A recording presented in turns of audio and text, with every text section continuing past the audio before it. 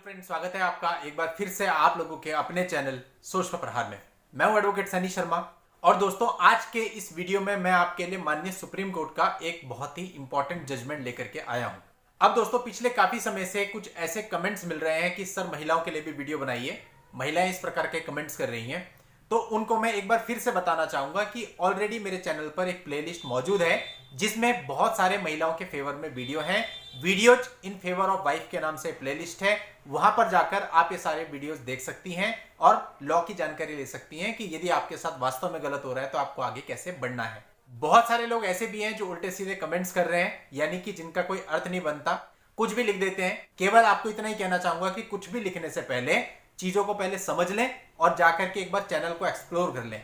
यह चैनल किसी जेंडर पे बात नहीं कर रहा, यहां पर हम बात कर रहे हैं केवल सही और गलत की। यदि गलत पुरुष के साथ हो रहा है तो भी वो गलत है और महिला के साथ हो रहा है तो भी वो गलत है। अब आज के समय पे मेंस के साथ क्या हो रहा है वो आप सब लोगों को पता है, इसलिए उनके फेवर में जो वीडियो आती हैं वो रेगुलर आती हैं और महिलाओं के फेवर की जो वीडियो आती हैं वो कभी कभी आती हैं, लेकिन आती जरूर है। जब कभी भी किसी भी महिला के फेवर में कोई भी अच्छा जजमेंट आता है तो वो इस चैनल पर जरूर आता है।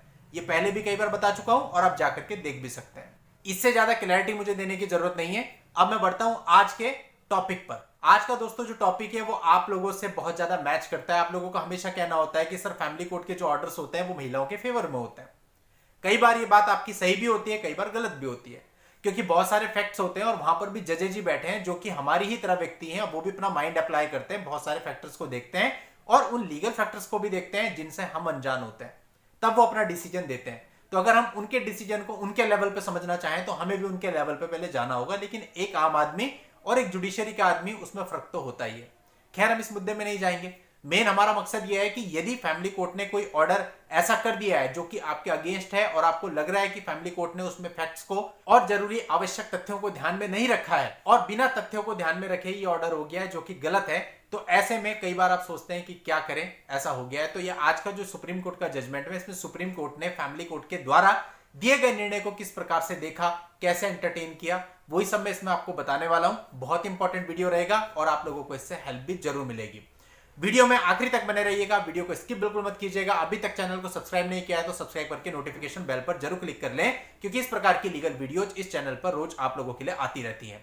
तो चलिए दोस्तों, मैं आपको बताता हूं। सबसे पहले मामला गया फैमिली कोर्ट में। फैमिली कोर्ट ने डिवोर्स की डिक्री पारित कर दी हस्बैंड के फेवर में, लेकिन साथ ही साथ एलिमनी भी लगा दी कि 15 लाख रुपए एलिमनी के आप अपनी वाइफ को देंगे। अब देखो, कई बार होता है, बहुत सारे लोग आप में से ऐसे होंगे जिनके लिए 15 लाख कुछ भी नहीं है।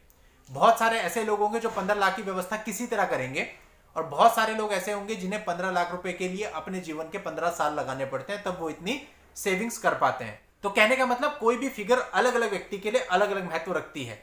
तो यहां पे कोर्ट का ये मानना था कि ये 15 लाख रुपए फिक्स करते हुए कोर्ट ने तथ्यों को ध्यान नहीं रखा है। अब दोस्तों, ये जो 15 लाख रुपए हस्बैंड को देने थे वो हस्बैंड के हिसाब से बहुत ज्यादा थे। उसकी उतनी इनकम, उतना लिविंग स्टैंडर्ड नहीं था कि वो ये 15 लाख रुपए पे कर सके।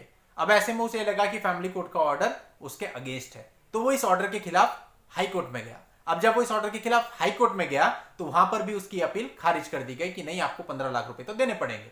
अब वो आया माननीय supreme court. Honourable supreme court ने सारी चीजों को बहुत ही बारीकी से देखा और साथ ही साथ जो फैमिली कोर्ट का ऑर्डर था उसको भी ध्यान से देखा।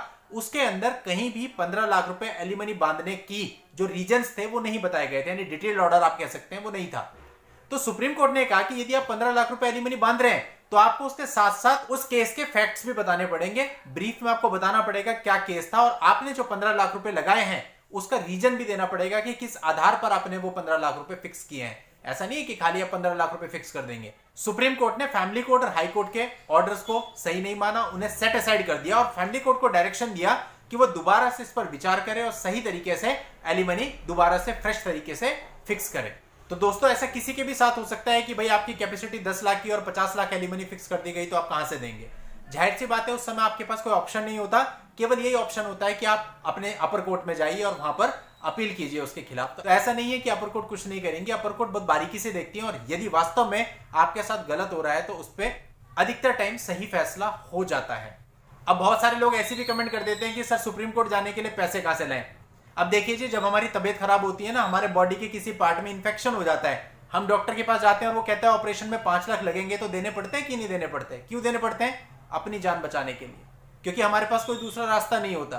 तो इसी तरह से ये लीगल फील्ड भी, अगर आप किसी चीज में स्टक हो चुके हो, अभी आपको उससे निकलना है, तो रेमेडी तो लेनी पड़ेगी। नहीं लेते तो फिर वो आपकी मर्जी है। मैं या कोई भी व्यक्ति केवल आपको रास्ता दिखा सकते हैं कि भाई अगर आपके साथ ऐसा हो रहा है, ऐसा करना है, लेकिन उस रास्ते पे चलने के लिए जो भी परेशानियां, जो भी मजबूरियां आपके सामने आती हैं, वो आपको ही झेलनी पड़ती हैं। अपनी लाइफ की मजबूरियां मैं झेलूंगा, आपकी लाइफ की मजबूरियां आप झेलेंगे, किसी और की लाइफ की मजबूरियां वो झेलेगा।